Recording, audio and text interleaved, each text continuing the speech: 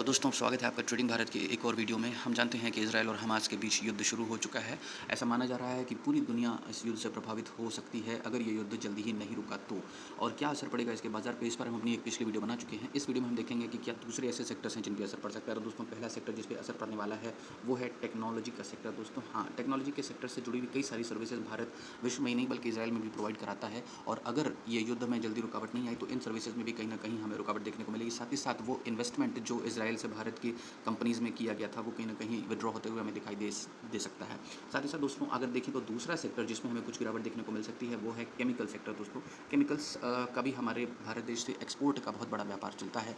और अगर इंटरनेशनल संबंधों में या फिर वैश्विक स्थितियों में बदलाव होता है तो सबसे पहला असर जो पड़ता है वो एक्सपोर्ट्स पे पड़ जाता है। तो जो ट्रांसपोर्ट की फैसिलिटीज़ हैं या जो दूसरे देशों के द्वारा किए जाने वाले इंपोर्ट्स हैं वो कम हो जाते हैं। ऐसी हालत में केमिकल सेक्टर्स में गिरावट देखने को मिल सकती है। हालांकि ये गिरावट पहले से ही चल रही थी, फिर भी और गिरावट की गुंजाइश बनती हुई दिखाई देगी अगर ये युद्ध जल्दी ही नहीं थमा तो कौन से ऐसे स्टॉक्स हैं दोस्तों? तो टेक्नोलॉजी सेक्टर से जुड़े हुए स्टॉक्स जो विदेशों में काफ़ी ज़्यादा पसंद किए जाते हैं उसमें से इन्फोसिस, विप्रो, एचसीएल टेक और टेक महिंद्रा, ये 4 मुख्य बड़ी कंपनीज़ हैं जिनके स्टॉक्स में विदेशी इन्वेस्टर्स का पैसा लगा होता है। तो अगर ये युद्ध स्थिति ठीक नहीं होती जल्दी ही तो हमें इन स्टॉक्स में पर्टिकुलरली थोड़ी बहुत गिरावट देखने को मिल सकती है। तो अगर आप यहाँ पे इन्वेस्टेड हैं तो सावधान हो जाइए। दूसरी बात दोस्तों, स्टेट बैंक ऑफ इंडिया की कई ब्रांचेस इसराइल में काम करती है। स्टेट बैंक दुनिया के सबसे बड़े बैंकों में से एक माना जाता है और उनकी जो ब्रांचेस हैं वो काफ़ी अच्छा व्यापार विदेशों में भी करती हैं। तो इसराइल में भी हमारे स्टेट बैंक का एक विंग है जो काम कर रहा होता है और वहाँ के व्यापार के गिरावट की वजह से हमें स्टेट बैंक के बिज़नेस में भी गिरावट देखने को मिल सकती है। चलिए दोस्तों चलते हैं अन्य खबरों की तरफ। अगला सेक्टर दोस्तों जो प्रभावित होने वाला है वो है रेलवे सेक्टर। दोस्तों पिछले कुछ महीनों में हमें रेलवे में काफ़ी अच्छा बूस्ट देखने को मिला था क्योंकि लगातार G20 समिट के पहले भी और उसके G20 समिट के बाद भी एक जो ग्लोबल बिजनेस को बढ़ावा देने के लिए कॉरिडोर कह सकते हैं या फिर एक जो ट्रेड रूट बनाने का एक प्रस्ताव भारत सरकार ने रखा था उस पर एक्शन लेते हुए कई सारी ऐसे प्रोजेक्ट्स थे जो रेलवे को मिलने वाले थे, जिसकी वजह से एक अच्छा बूस्ट हमारे रेलवे की स्टॉक्स में देखने को मिला था। लेकिन साथ ही साथ अब जब युद्ध की स्थिति बनेगी तो जाहिर सी बात है कई सारे ऐसे कॉन्ट्रैक्ट्स हैं जो डिले हो जाएंगे, बंद तो नहीं किए जाएंगे दोस्तों लेकिन डिले हो सकते हैं। और जब वो डिले होते हैं तो उनकी जो जो कंडीशन होती है वो कहीं ना कहीं कन्फ्यूजन में रह जाती है। दोस्तों बाजार को कन्फ्यूजन पसंद नहीं है, उसको क्लैरिटी चाहिए। जब क्लैरिटी नहीं रहेगी कि कौन सी कंपनी को कौन सा कॉन्ट्रैक्ट मिलने वाला है, क्या रेवेन्यू होने वाला है, तो ऐसी हालत में जो इन्वेस्टर्स हैं वो कहीं ना कहीं अपना हाथ पीछे खींच सकते हैं। तो RVNL, IRCTC, IRFC और इरकॉन ये वो कंपनीज़ हैं जो इंडियन रेलवे से जुड़ी हुई मुख्य काम करती हैं और इसमें बड़े ज़्यादा इन्वेस्टमेंट्स पिछले कुछ महीनों में आए थे। तो एक प्रॉफिट बुकिंग की स्थिति तो पहले से ही चल रही थी, अब हमें इसमें और गिरावट देखने को मिल सकती है अगर ये इसराइल और हमास के युद्ध में कोई खास समझौता या शांति की जो जो गुंजाइश है वो नहीं बनती है। तो फिलहाल चलते हैं मार्केट की अन्य खबरों की तरफ। अबू धाबी इन्वेस्टमेंट अथॉरिटी यानी कि ADIA ने दोस्तों रिलायंस रिटेल में पैसा लगाने का फैसला ले लिया है। जो पैसा ही लगाने जा रहे हैं वो है 4,966 करोड़ 80 लाख रुपए। ये काफ़ी बड़ी रकम होती है। रिलायंस रिटेल का टोटल वेंचर का जो कैपिटल है वो 8.38 लाख करोड़ रुपए का है। दोस्तों अगर परसेंटेज वाइज देखा जाए तो ये रेशियो 0.59% का इन्वेस्टमेंट होगा जो ADIA करने जा रहा है रिलायंस वेंचर्स में। रिलायंस वेंचर्स की दोस्तों कोई अलग से कंपनी नहीं है, ये एक सब्सिडियरी है रिलायंस इंडस्ट्रीज़ की। तो इससे हमें रिलायंस इंडस्ट्रीज़ के स्टॉक्स में कहीं ना कहीं बढ़त देखने को मिल सकती है। अगली खबर की बात करें दोस्तों तो प्रेस्टीज एस्टेट्स प्रोजेक्ट्स के रिजल्ट आ चुके हैं Q2 के और इन्होंने एक रिकॉर्ड ब्रेकिंग सेल्स करके दिखाई है 7,093 करोड़ रुपए की। दोस्तों इस रिकॉर्ड ब्रेकिंग सेल्स के कारण इनके जो स्टॉक्स हैं उसमें काफ़ी बढ़त देखने को मिल सकती है।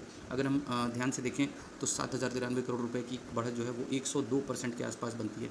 102% दोस्तों काफ़ी बड़ा एक ग्रोथ अमाउंट माना जाता है अगर बिजनेस पर्पज से देखा जाए। साथ ही साथ इनके एवरेज रियलाइजेशन जो इन्होंने अपने एसेट्स में बढ़त की है वो 29% की कर रखी है। तो दोस्तों एक ओवरऑल बहुत ही पॉजिटिव खबर है। चलिए देखते हैं इनके कंपनी के बारे में। तो 667 रुपये के आसपास कंपनी ट्रेड कर रही है फिलहाल। 43% के आसपास एक साल में इसने अपने इन्वेस्टर्स को रिटर्न कमा के दिए हैं और काफ़ी अपने एक 52 वीक्स हाई के लेवल के आसपास कह सकते हैं कि ये स्टॉक अपना ट्रेड करता हुआ दिखाई दे रहा है। साथ ही साथ अगर हम इसके रेवेन्यूज़ पर ध्यान दें तो पिछले 5 साल में रेवेन्यूज़ में कोई खास गिरावट या कोई खास बढ़त देखने को नहीं मिली है। थोड़ी बहुत गिरावट के बाद हमें 2023 में इसमें थोड़ा बहुत रिकवरी आते हुए दिखाई दे सकती है। अगर हम देखें प्रॉफिट्स की बात करें तो प्रॉफिट्स उतने कॉन्स्टेंट नहीं है, लेकिन फिलहाल अभी हमें ये दिखाई देता है कि रेवेन्यूज़ तो कंपनी के ठीक है लेकिन प्रॉफिट्स में गिरावट आती हुई दिखाई दे रही है। तो इस हिसाब से अगर देखा जाए तो कंपनी के रेवेन्यूज़ के हिसाब से बहुत अच्छे प्रॉफिट्स कंपनी नहीं कमा पा रही है। क्यों नहीं कमा पा रही? क्योंकि दोस्तों कंपनी की जो डेप्ट इक्विटी रेशियो है वो काफ़ी ज़्यादा है, 0.94, यानी कि ऑलमोस्ट जितनी इनकी कैपिटल है उतनी ही इनकी डेप्ट भी है। जो एसेट्स हैं वो डेप्ट के बराबर हैं। तो इस हिसाब से दोस्तों ये कोई अभी बहुत अच्छी कंपनी तो नहीं कही जाएगी इन्वेस्टमेंट पर्पज से, लेकिन क्योंकि इनका बिजनेस बहुत ही तेज़ ग्रो हो रहा है और ये फिलहाल अपने ऑल टाइम हाई के आसपास हैं,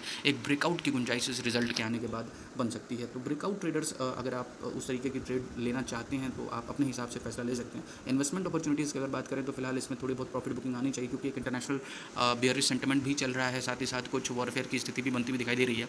तो ऐसे में अगर इसमें कोई प्रॉफिट बुकिंग आती है तो हम 550 के आसपास एक सपोर्ट देख सकते हैं, जहाँ पे कुछ इन्वेस्टमेंट अपॉर्चुनिटी बन सकती है।